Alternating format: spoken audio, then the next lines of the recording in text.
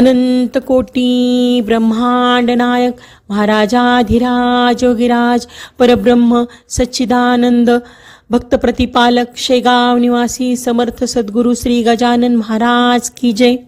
नमस्कार। आपल्या गुरुस्तुती या चॅनलवर सगळ्यांचे स्वागत आहे। आपण आपले काही अनुभव असतील तर ते आम्हाला नक्की कळवा, ते आपण आपल्या चॅनलवर सांगू।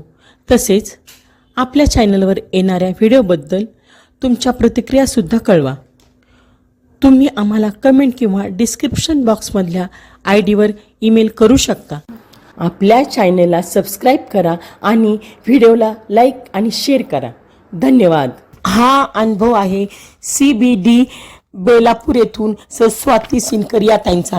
ताई म्हणतात, हे गजानन माऊली निरंतर रक्षण करी। जय गजानन। मी स्वाती सिनकर।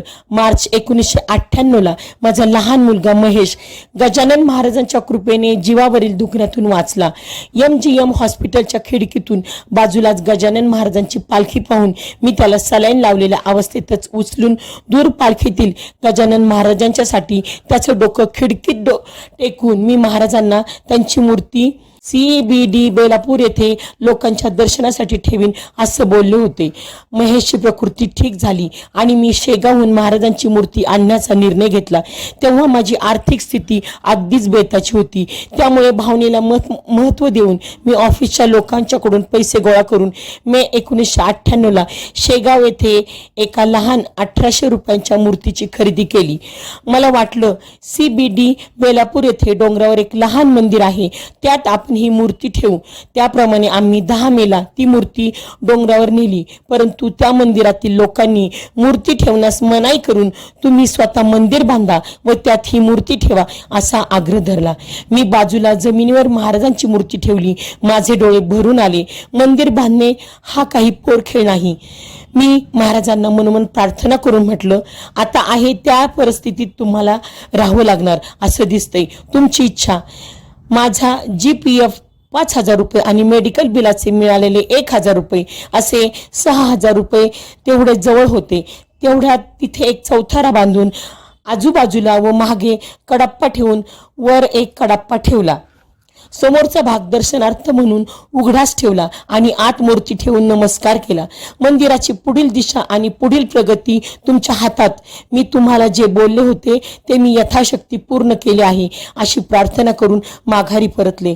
डोंगरावर असलेल्या त्या तथाकथित मंदिरात रोज दर्शनासाठी जाणं काही होत नव्हतं। स्वाभाविकपणे तिथे आजूबाजूला भरपूर गवत झाडं झुडपं वाढणं होणारच होतं। मला आठवतं, मूर्ती ठेवून साधारण 2 महिने झाले होते।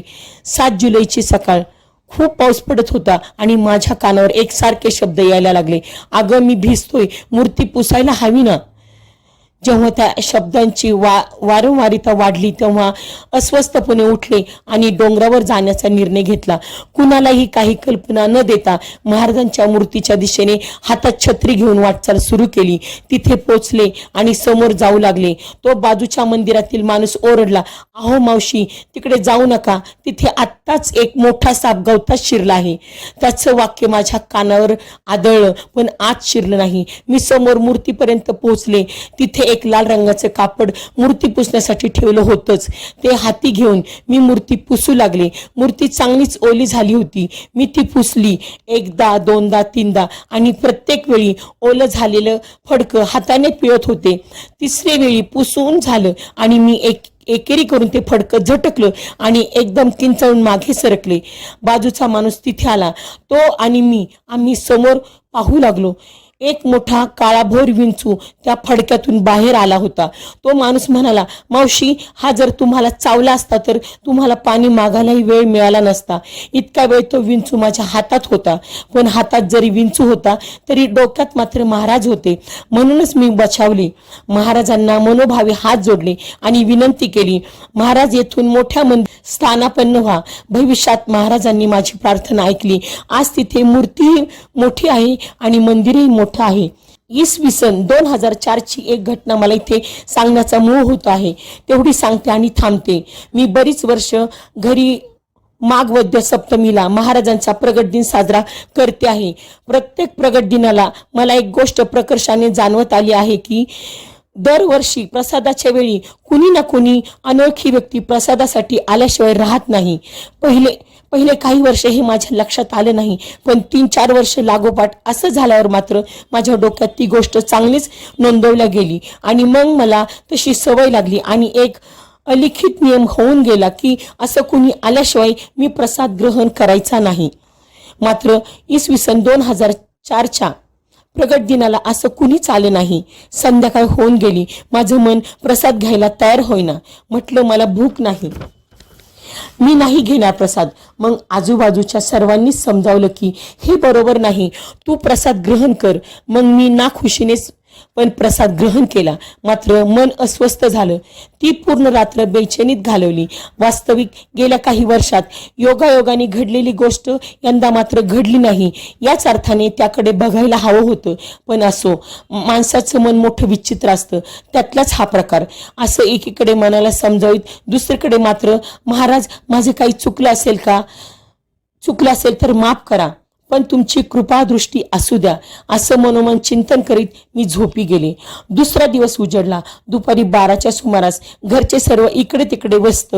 वडील बाहेर गेलेले, आई निजलेली. मी एकटीच महाराजांच्या मोठ्या फोटोसमोर उभी होते.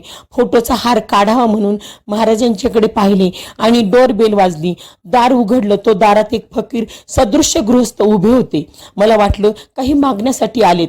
5-10 रुपये द्यावेत म्हणून मी हो थांबा म्हणून मागे वळणार. तोच त्यांनी म्हटलं, रुको बेटा, हमें कुछ नहीं चाहिए, सिर्फ कल का प्रसाद जो है, जो लड्डू आपने फ्रिज में रखा है, वो प्रसाद हमें दे दो. मी फ्रीज मधून लाडू काढून त्यांच्या हातावर ठेवला आणि ते निघून गेले.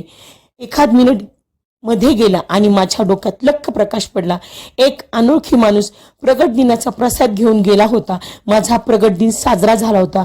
माझी प्रार्थना महाराजापर्यंत पोचली होती. पुन्हा महाराजांच्या त्याच फोटोसमोर उभी झाले. पाण्याने डबडबल्या डोळ्यामुळे महाराजांचा फोटो अस्पष्ट दिसत होता. अशात मी डोळे मिटले. माझ्या दोन्ही गालावरून अश्रू खाली ओघळले. मला अवर्णनीय आनंद झाला होता आणि त्याच आनंदात मी गाऊ लागले, श्री गजानन जय गजानन, श्री गजानन जय गजानन, गण गण गणात बोते, गण गण गणात बोते.